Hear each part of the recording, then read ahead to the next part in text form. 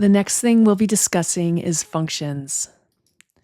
In PHP, functions are reusable blocks of code that perform a specific task. Functions help you organize code, improve readability, and reduce redundancy. Functions are essential in PHP and programming in general because they help you to organize, reuse, and simplify your code. Here are some key reasons why you should use functions. Instead of writing the same code multiple times, you can define a function once and reuse it. Functions allow you to break code into smaller, manageable chunks, making it easier to understand. If there's an issue, you only need to fix it once, inside of the function, instead of searching through the entire code base. Functions follow the don't repeat yourself or dry principle, reducing code duplication. When working with teams, functions provide a structured way to understand and reuse code. You can divide a large program into smaller, independent functions. Well-structured functions help in scaling applications, making them efficient and faster to execute. And finally, functions can call themselves. This is useful for solving problems like factorials or traversing trees. In summary, functions make PHP code reusable, readable, modular, maintainable, and scalable. They reduce redundancy, enhance collaboration, and improve debugging. Using functions is a best practice in any programming project. When writing functions, there are a few important terms and rules you should know. Every function must be declared or defined before it can be used. The basic syntax looks like this. You'll use the function keyword, then you'll use your function name, and inside the curly braces, you're going to pass in the code that you want to execute. To run the function, we call it by using the function name and then open-close parentheses. When you create functions, keep in mind that function names cannot have spaces. You can use underscores instead of spaces. Function names are case insensitive, so if you write my function all lowercase or my function all uppercase, they are the same thing. In PHP, functions can be categorized based on their behavior and purpose. We have two main categories, and those are built-in functions and user-defined functions. Built-in functions are functions that come pre-installed with PHP. You don't need to define them, you can just use them. User-defined functions are the functions that you create yourself to perform specific tasks. So as I mentioned, built-in functions in PHP are predefined functions. They are part of the PHP core. They offer a wide range of functionalities, saving you from having to write code for common tasks. Think of them as tools in a toolbox that PHP provides for you to use directly. Here's a breakdown of what you need to know about built-in functions. They are included with your PHP installation. You don't need to install or define them yourself. You can call them and use them directly in your PHP scripts. PHP has a massive library of built-in functions covering many areas, including string manipulation, array handling, mathematical operations, date and time functions, file and directory handling, database interaction, although this is often handled through extensions, but there are some basic functions, and there are many, many more. The PHP documentation is your best friend when it comes to built-in functions. It provides detailed information about each function, including its parameters, return values, and examples of usage. You can access a list of all the built-in functions in PHP by visiting the php.net website. And if you visit the manual area, you can find an alphabetical list of all of the functions that are part of PHP. I'll go ahead and I'll click on the string character built-in function. And when you click on any of the functions, it will give you a description of the function, and then it will go ahead and give you examples of how you can use that function along with documentation. This is obviously a very comprehensive list, but it can definitely be helpful when you're trying to figure out if a built-in function exists for a specific task. As you now know, the built-in PHP functions are predefined functions provided by PHP that allow you to perform common tasks, such as manipulating strings, arrays, dates, and files. These functions save time because you don't have to write the logic from scratch. They are already optimized and ready to use. You use built-in functions by calling their name followed by parentheses. If the function requires arguments or inputs, you provide them within the parentheses. In this example, the variable text stores the string of hello world. Then we're creating a variable called length, and we're assigning it to string length. This counts the number of characters in our text variable.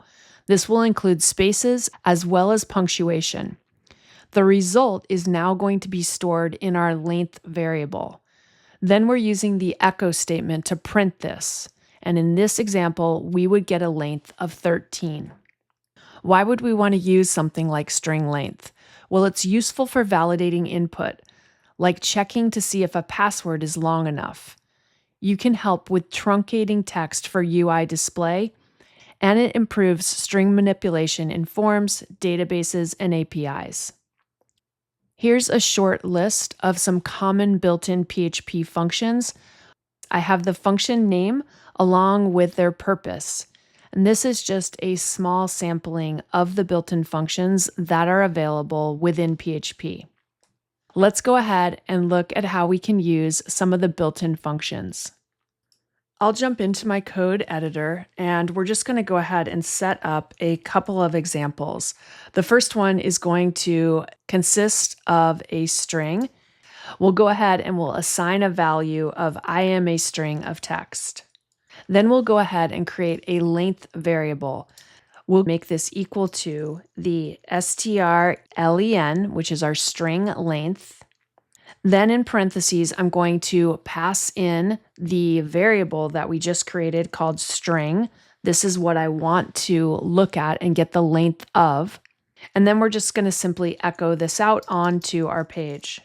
If we save this and look at it in the browser, you will see that we get a result of 22. This string of text has 22 characters, including the spaces and the punctuation. Let's go ahead and let's do something different. I'm going to create a new variable, and I'll call this new string. This time, we're going to go ahead and we're going to replace some of the text within our original string variable. So I'm going to use the str_replace, and this is another built-in function. In parentheses, I'm going to go ahead and identify the word that I want to replace. Then I'm going to put a comma, and I'm going to put the replacement text. The final argument that I need to pass in is the variable that I want to look at, which in this case is going to be our string variable. So what's going to happen is it's going to replace the word string with the word collection. Let's go ahead and let's echo out the value of new string. And to make this a little bit easier to read, I'm going to concatenate, and we'll put a BR element in between these elements so that we can space them out in our rendered portion of our web page. Let's save this, and we'll look at it in the browser, and you can see that the first value is 22. That's the length of our original string. And now it's going to say, I am a collection of text. Let me show you how we might use a built-in function to deal with arrays. I'll create a new array called fruits, and let me go ahead and assign some values to the fruit array. This time we're going to use the array push built-in function. So I'm going to add a new item to the array. In the parentheses, I'm going to pass in the arguments of the array that I want to affect, which in this case is fruits. And then we'll go ahead and specify the new value that we want to add to the array. In order to display the entire array, this time I'm going to use something called print_r. This is a built-in function of PHP that's used to display or print the contents of a variable. So in our parentheses, we'll pass in the value of fruits. Let's save, and we'll look at this in the browser, and you can see it's going to print the entire array. Now, obviously, this is not a very reader-friendly method of displaying the contents of the array. It not only says what the string is, but it's also going to show us what the index value of that particular element is. But you can see now we have our grape item added onto the array. Let's go ahead and look at how we can use the date and time built-in functions. So I'll create a new variable, and I'm just going to call this cur date. For the current date, I'm going to make this equal to, and then we'll put date. And then in parentheses, I'm going to specify that I want it to display with the day dash month dash year. Then we'll use our echo statement to print this to the page. I'll use a break first so that we have a space between our array and this new value that we're dealing with. And then we'll go ahead and print our current date. Let's save, and we'll refresh on the page. And you can see it's going to go ahead and print the day, which in this case is the 16th, the month, which is February, and then the year. If I want to reorganize these, I could put M-D, and now it'll show me the month and then the day and then the year. Let's do one more, and let's look at current time. We'll create a new variable called cur time. I'm going to make this equal to time, open close parentheses. This is simply going to get the current time stamp. And then let's go ahead and echo this out. If we save our page and refresh, you can see that it's going to print the time. Now, clearly, this is not a very user-friendly method of the time.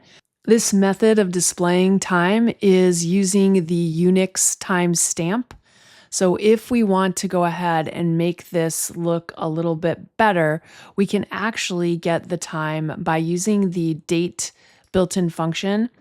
If we change our code right here, and instead of using time, if we use date, but instead of passing on month, day, year, in our parentheses, we'll pass on the parameters of H for hour, colon, I, this is going to get our minutes, and then I'm going to use SA for the seconds.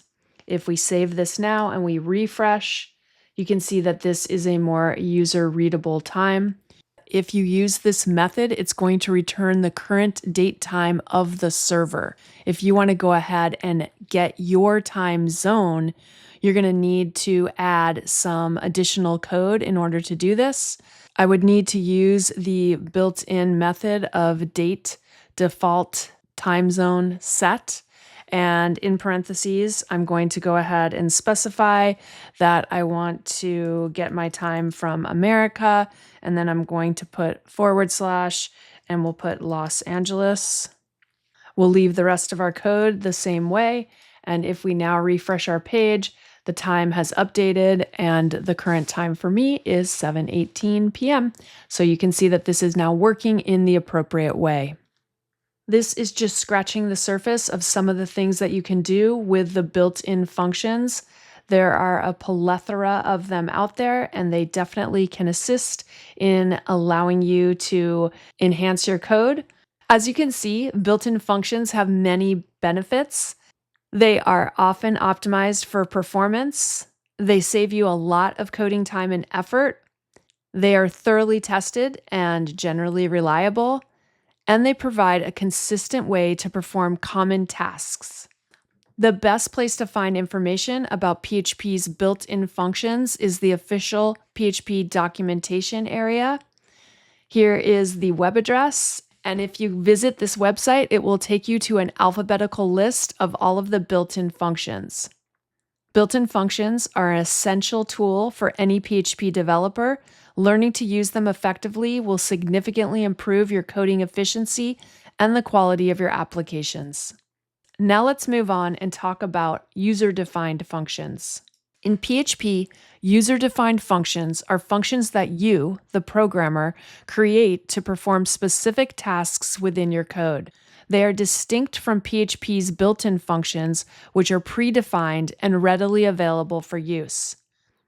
Key characteristics of user-defined functions are you design these functions to meet the unique needs of your application. Once defined, you can call and execute these functions multiple times throughout your script, promoting code efficiency and reducing redundancy.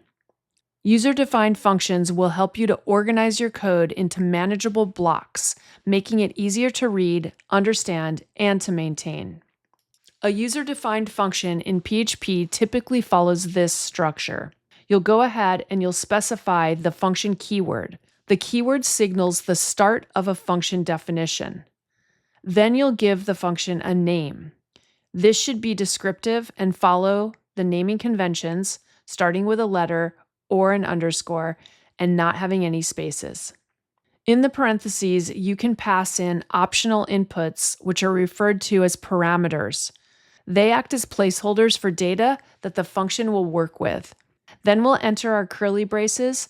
The curly braces will enclose the code that will be executed when the function is called. And in some functions, you may have a return statement. This is optional and used to send the value back from the function to the part of the code that called it. When we use user-defined functions, we'll define the function. This is where we write the function's code, including the name and any parameters, and then our code block will appear within the curly braces. We'll also need to call the function. So to execute the function, you'll simply use its name followed by parentheses. If the function has parameters, you need to provide the necessary values within the parentheses. In this example, we're creating a function called greet. This is going to take the name variable as input, and then we're going to go ahead and return a greeting message. So when we call this function, we'll pass in the parameter of Alice, and then when we echo this out, it's going to say, "Hello, Alice." Let's go ahead and look at some user-defined functions so we can see how these work in practice. We'll jump back into our code editor and let's go ahead and make a new area on our website. I'll begin by creating a header just to introduce this section, and then we'll go ahead and open our PHP block and close it. And inside this, I will create my PHP. We'll go ahead and we'll create the greet function that we were just looking at so that we can see how this works. I'm going to use the keyword function, then I'll put the name of my function, and in this case, we're going to pass in a parameter. I'll place that inside the parentheses, and then we'll open our curly braces. Inside the curly braces, we need to specify what it is that we want to happen. So in this case, I'm going to return, and then we'll use a string of hello, and then we'll concatenate this with our name variable, which is storing whatever the name is. And then I'll concatenate that with an exclamation. So this is my function. By itself, the function doesn't do anything. All we've done is created this little mini program. We haven't actually called it. And because this particular function is expecting us to add some sort of parameter, we're going to have to include that as well. I will make a new variable called MSG. I'm going to make this equal to, and then we're going to say greet, which is the name of our function. And then in parentheses, I'm going to put the argument that I want to include. So what I'm doing right here is I'm calling the function with Shay as the argument. Once again, this is now just storing this as a new variable. So if we want to see what this looks like, I will need to echo it out. So I will echo out MSG, and we'll concatenate that with a break element so that we can have space if we do something else in just a minute. If I refresh, you can see that now this says hello, Shay. In this example, greet is a user-defined function, and it takes a name as input and returns a greeting message. The benefits of using user-defined functions include breaking down complex tasks into smaller logical units. We're able to use the same function multiple times without having to rewrite the code. And it makes our code easier to understand and to update and change. Let's go ahead and let's make another user-defined function. This time, I'm going to make a new function, and this function is going to calculate the area of a rectangle. So I'll use the function keyword. I'm going to assign a unique name for my function, and I'm going to call it calc_rect_area. And then we're going to go ahead and we're going to open our parentheses, and we're going to pass in two parameters. These are going to be our width and our height. We'll open our curly braces, and here we're going to make a new variable called area. Area is going to be equal to width multiplied by height. And then we're going to use return, and we want to return the result, which in this case is going to be area. So this is our function or our little program that we just wrote. And now what we need to do is we need to call or use the function. So I will go ahead and specify area. I'm going to make this equal to, and we'll use the name of our function, calc_rect_area. And then in parentheses, I need to pass in the arguments, which in this case are going to be whatever values I want to assign for the width and the height. So let's just plug in 5 and 10. I don't need the quotes because these are numeric values. And then once we have done this, we will go ahead and echo the results so that we can see them on our page. So we will echo out the area of the rectangle is, and we'll concatenate that with the value of area. If we save and we go look at this in our browser, you can see it says the area of the rectangle is 50. So the function keyword is going ahead and defining the function. calc_rect_area is the function name that we've assigned. Width and height are the parameters or the inputs that the function is going to take. Inside the function, we are creating a variable that is going to be equal to width multiplied by height, and then we're going to return that value. This allows the function to send the result back when it's called. Down here, where we assign area equal to our function name and pass in the arguments, this is calling the function and setting 5 as the width and 10 as the height. So the function is going to calculate 5 multiplied by 10, and then that's going to return 50. And then, of course, we're just echoing this out, which is displaying the value on our page. So if we change these numbers to 18 and 21, and I save and we refresh, you can see that now we get a new value. It's still using the exact same function, the exact same program that we wrote, but it's just going to update based on whatever the arguments are that we pass in.